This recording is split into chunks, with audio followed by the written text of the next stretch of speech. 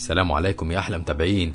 بنبدأ كلامنا بالصلاة على النبي عليه أفضل الصلاة وأتم التسليم، وما تنسوش دعمنا باللايك والشير للفيديو والاشتراك في القناة وتفعيل الجرس علشان يوصلكوا إشعار بكل جديد بنعمله. النهاردة معدنا مع فيلم سولو فلايت. فيلمنا بيبدأ مع المعلم تشينج وهو ماشي مع التلميذ بتاعه رايحين لوادي اسمه وادي الثعالب النقية. في الطريق بيدخلوا هما الاتنين وبيقعدوا في مكان علشان يرتاحوا. المعلم بيتكلم مع تلميذه وبيقول له إن المهمة بتاعتهم مش سهلة. بيعرفوا ان الشياطين عايزين يقضوا على عرق الثعالب النقية وهم لازم يمنعوهم، وبيعرفوا انهم بيدوروا على نوع من الجوائز اسمه القماش الذهبي وهم لازم يكونوا مستعدين ليهم لان الشياطين ممكن يهاجموهم في اي وقت. بس لما هما بيتكلموا بيفضل التلميذ يتمشى في المكان وبيشوف تابوت مفتوح وبيكون جواه بنت. التلميذ بيقرب من التابوت ده وبيكون عايز يتفرج على اللي جواه، لكنه بيتفاجئ ان البنت دي تبقى واحدة من الشياطين الثلاثة. فجأة بتتحول وبتقدر انها تغير شكل جسمها وبتخليه طويل جدا، وكمان بتتحكم في الاغصان اللي في المكان كلها وبتكتفه. ساعتها بيستغيث بالمعلم بتاعه وبيطلب منه انه يساعده وينقذه من الشياطين. المعلم بيقوم بسرعه بيستخدم السيف وبيرميه على الاغصان علشان يقطعها. فعلا بينجح انه يقطع الاغصان وبيقوم علشان يقتل الشياطين دول. فجأة بتظهر القائدة بتاعة الشياطين واللي اسمها تشاو، تتكلم مع المعلم وبتقول انها تديله فرصة اخيرة انه يسلم القماش الذهبي وفي المقابل هتسيبه يعيش.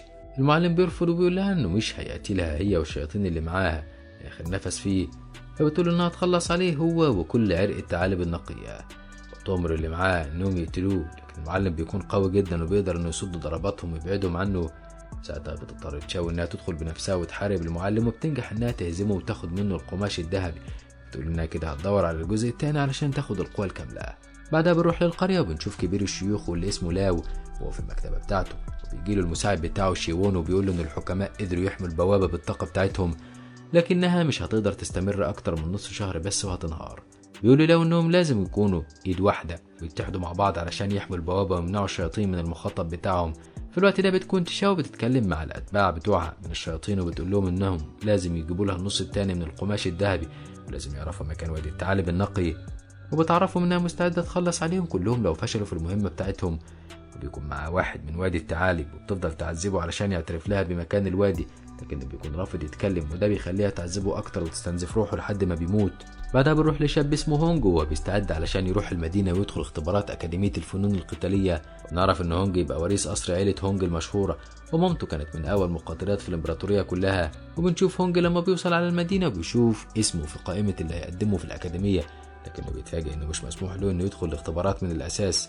ولما بيسأل عن السبب بيقول اللي مسؤول عن الاختبارات انه ضعيف ومش هينفع يدخل معاهم الأكاديمية لانها للأقوياء بس. ساعتها بيتضايق هونج وبيقول له انه مش ضعيف، لكن المسؤول عن الاختبارات بيقوم يضربه وبيوقعه على الارض وبيقول له انه اثبت ليه انه ضعيف. وهونج فعلا بيكون مش عارف يرد له الضربه، بيقرر انه يلم حاجاته من على الارض ويمشي. في الوقت ده بيتفاجئ بحراس بينادوا عليه وبيطردوه علشان يقبضوا عليه. هو بيكون مش فاهم هو عمل ايه. بتظهر بنت اسمها لي وبتساعده وبتاخده معاها وبيجروا هما الاثنين.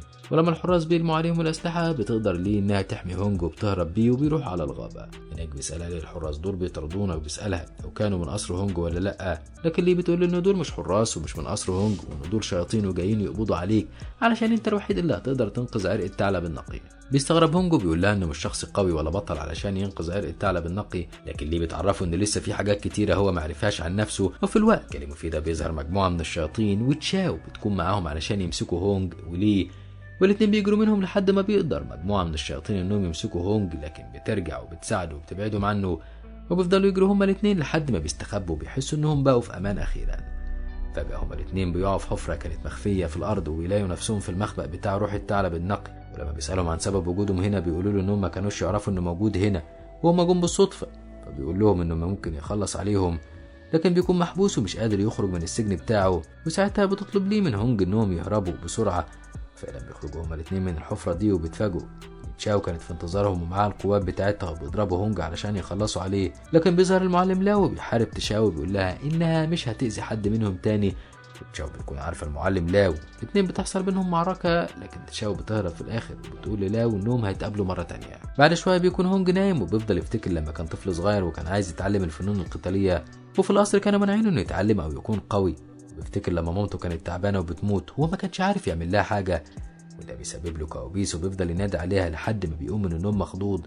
ساعتها بيخرج بره علشان يتمشى شوية وبيقابل المعلم لاو بيعرفه بنفسه بيقول له إن زعيم عرق الثعلب النقي وبيطلب منه يمشي معاه علشان يتكلموا مع بعض شوية. فعلا بيمشوا هما الاتنين وبيروحوا يتفرجوا على القرية. بيحكي له لاو إن من 20 سنة حصلت حرب قوية بين البشر وبين قوى الشر اللي هم الشياطين. المعلم بوهو قدر يلاقي الطريقة اللي يقتل بيها الشياطين، لكن المعركة كانت قوية والبشر خسروا فيها في النهاية. ساعتها المعلم قرر إنه يفصل القماش الذهبي ويخليه قطعتين، وادى المعلم يوهو قطعة وخلى القطعة التانية في وادي الثعالب النقية، وعرفوا إن الشياطين لو جمعوا القطعتين وفتحوا البوابة هتكون قوى الشر اتحررت وسيطرت على الوادي ومحدش هيقدر يمنعهم. ولما بيقول لهونج انه مش هيقدر يعمل حاجه وانه شخص ضعيف ومش متقن لاي نوع من انواع الفنون القتاليه، بيعرفوا له انه شخص قوي وموهوب بالفطره. وبيقول له والدته كانت رئيسه الوادي وهي اللي ساعدتهم يبنوا الحاجز اللي بيمنع الشياطين انهم يوصلوا هنا. فبيستغرب هونج لان ما كانش يعرف ان والدته كانت بالاهميه دي وانها كانت قويه كده. ولما بيسمع كلام له بيحس انه متحمس وبيبدا يفكر ازاي يساعد عرق الثعالب النقيه. بيقول له انه عارف انه لسه مش قوي كفايه علشان يساعدهم، بس بيعرفوا ان هو الوريث اللي كانت والدته بتعلمه، هو عنده نفس الموهبه دي بس محتاج انها تتطور شويه. وبيديله كتاب وبيقول له ان والدته سابت الكتاب ده قبل ما تموت وهتلاقي فيه كل الفنون القتاليه وطرق الدفاع عن النفس. ولو بيقول له انه جاب صديق علشان يدربه ويعلمه الفنون القتاليه، وبيجي المساعد بتاعه اللي اسمه شيوون وبيعلمه ازاي يستخدم طاقته الروحيه وازاي يقدر يسيطر على قوته. وبعد ما بيخلص التدريبات بيطلع يقف مع ليه وبيتفرج على القرية وبيحس انه متعاطف مع اهل القرية ومتضايق من اللي الشياطين عاملينه في القرية، وده بيديله دفع اكبر انه ينتقم منهم. تاني يوم بقى بيكملوا التدريبات بتاعتهم وشيوون بيفضل يتكلم معاه عن المهمة بتاعته وانها كبيرة ولازم يركز في كل التفاصيل علشان ما يديش فرصة للشياطين انهم ينتصروا عليه. اثناء ما هما بيتكلموا بيحصل هجوم من الشياطين على القرية وبيجروا علشان يشوفوا ايه اللي بيحصل، وهناك بيكون المعلم لاو بيحاول انه يصد الهجوم لكنه بيتصاب في المعركة دي. بيقول لهم ان كلهم لازم يمشوا من هنا ويهربوا في اسرع وقت لان الوضع بقى خطير جدا والشياطين ممكن يسيطروا على القريه في اي وقت وده هيخلي حياتهم كلها في خطر. ساعتها بيقرر شيوون انه يروح يتكلم مع تشاو وبيعمل معاها صفقه، ويقول لها انه خايف على نفسه وعلى عيلته وبيطلب منها تسيبهم في حالهم. في المقابل بتطلب من تشاو انها تعرف منه مكان القريه بالظبط وازاي تدخل من البوابه بتاعتها، لكن طبعا شيوون مش بيرضى يقول لها حاجه، لكن لما بتضغط عليه بيوعدها انه يحاول يتصرف. فعلا بعد شويه بيروح شيوون على القريه وبيفضل يتكلم مع كل اللي فيها، بيخليهم يخافوا وبيقول لهم انهم مستحيل يفوزوا في الحرب بتاعتهم ضد الشياطين. علشان كده بيطلب من سكان القريه انهم يعملوا اخلاء للبيوت بتاعتهم ويسيبوها ويمشوا. طبعا السكان كلهم بيفضلوا يهتفوا ويقولوا ان دي القريه بتاعتهم ومش هيسيبوها مهما حصل، وبيكونوا رافضين انهم يخرجوا منها. في الوقت ده بيكون لاو بيتكلم مع هونج وبيقول له ان هو الوحيد اللي يقدر يدخل من البوابه اللي بتربط بين عالم البشر وعالم الشياطين. يعرف ان البوابه السحريه دي موجوده تحت البحيره.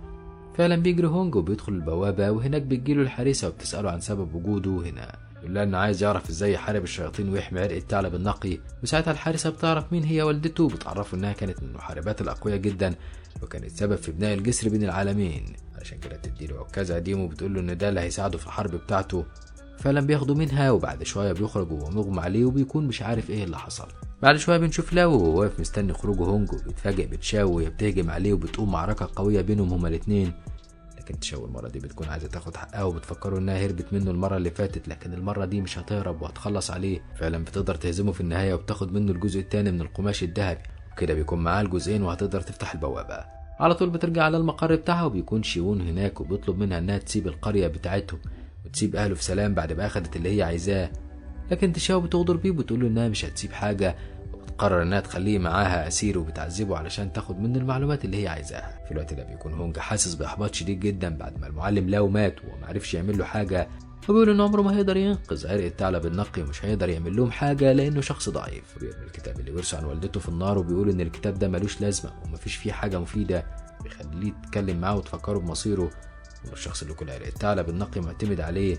وساعتها بياخد باله من الكتاب اللي في النار وبيفهم الهدف منه ايه، بيقول انه خلاص عرف هو هيعمل ايه بالظبط. ساعتها بيروح على روح الثعلب النقي اللي محبوس وبيتكلم معاه انه عايز مساعدته في الحرب. الثعلب النقي بيقول له انه مش هيعرف يعمل له حاجه لانه مش بيعرف يسيطر على نفسه ومش هيعرف يخرج من الحبس اللي هو فيه. فبيقول له هونج انه هيساعده يخرج من الحبس وهيساعده انه يسيطر عليه، وفعلا بيقدر هونج انه يتحكم فيه وبيخرجه علشان يساعده في الحرب. بعد شويه بيتحرك هونج ومعاه لي ومعاهم بنت تانية من طلاب المعلم لاو واسمها يينج، وبيروحوا على المقر بتاع تشاو علشان يحاربوها ويمنعوا انها تفتح البوابه. هناك بتحصل معركة قوية بينهم ومن أتباع تشاو من الشياطين وبيقدروا يخلصوا على عدد كبير منهم. وبتفاجئهم تشاو إنها قدرت تعمل غسيل مخ لشيوون وقدرت تسيطر عليه وبتخليه يحارب هونج بنفسه. وهونج بيفضل ينادي عليه وبيقول له أنا عارف إنك جوه ولسه قادر تتحكم في نفسك، لكن المعركة بينهم بتكون قوية جدا. ده بيتدخل روح الثعلب النقي علشان يساعد هونج وكل عرق الثعلب النقي في الحرب بتاعتهم. وتشاو بتستخدم القوة السحرية بتاعتها وبتقدر انها تهزم روح الثعلب النقي. وبتبص على هونج وبتلاقيه على الارض وبتقول له انها كانت عارفة من الاول انه ضعيف، وبتستخدم سيف علشان ترميه عليه وتقتله. وساعتها بتفاجئوا ليه انها بتقف قدامه وبتاخد السيف مكانه، وبتعرفه انها ضحت بنفسها علشان هو الوحيد اللي هيقدر يهزم تشاو، وتوصيه انه ينقذ عائلة الثعلب النقي من الموت. واول ما بتموت بتظهر صورة والدته قدامه وبتتكلم معاه انه اقوى مما يتخيل وان عنده موهبة كبيرة ويقدر يهزم تشاو. وتفكره بالعكاز اللي اخده لما نزل البحيرة، وتقول له ان ده اللي فيه السر وان هي اللي سابته مع الحارسة علشان لما يجي اليوم وهونج يكبر يستخدم العكاز ده علشان ينقذ عائلة الثعلب النقي. وفعلا بيستخدم هونج العكاز السحري ويبدأ يحارب تشاو. العكاز بيكون قوي جدا وجواه طاقة روحية كبيرة جدا، وبيقدر انه يستخدمه علشان يهزم تشاو. وتشاو بتقول انها مش هتموت، والحرب اللي ما بينهم مش هتخلص وتختفي. وهونج بيقول لها انها مش هتقدر تهزمهم مهما حاولوا، وبيكون واثق ان عرق الثعلب النقي عرف قوته الحقيقية ومش هيتهزم تاني. ولما بيرجع القرية وبيطلبوا منه يفضل معاهم وبيقول لهم ان لسه عنده مهمات تانية، وهو خلاص عرف قوته الحقيقية وهيطارد الشياطين في كل مكان. وفي اخر الفيلم بنشوف ملكة جديدة من ملوك الشياطين وهي بتتكلم مع الوزير بتاعها، وبيعرفها ان هونج قدر يهزم تشاو، فبتقول انهم لازم يبعتوا حد علشان يخلص عليه.